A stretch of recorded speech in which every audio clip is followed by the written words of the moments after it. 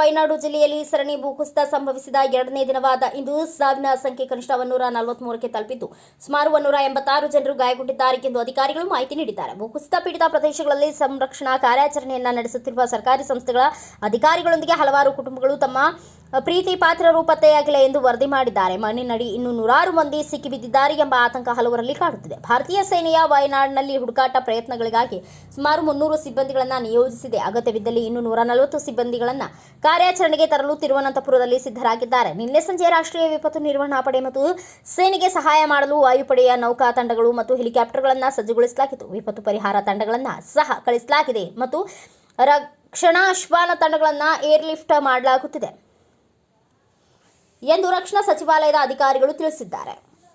ದುರಂತದಲ್ಲಿ ಮೃತಪಟ್ಟವರು ಕುಟುಂಬಗಳಿಗೆ ಪ್ರಧಾನಿ ಕಾರ್ಯಾಲಯ 2 ಲಕ್ಷ ಪರಿಹಾರ ಘೋಷಿಸಿದೆ.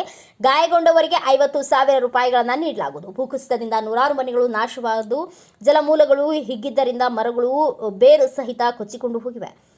ಮುಂಡಕ್ಕೈ, ಚೋರ್ಮಲ, ಅಟ್ಟಮಾಲ ಮತ್ತು ನೋಲ್ಪುಳದ ಸುಂದರವಾದ ಗ್ರಾಮಗಳು ಇತರ ಪ್ರದೇಶಗಳಿಂದ ಸಂಪರ್ಕ ಕಡಿತಗೊಂಡಿದ್ದು ಅನೇಕ ಜನರು ಸಿಲುಕಿಕೊಂಡಿದ್ದಾರೆ.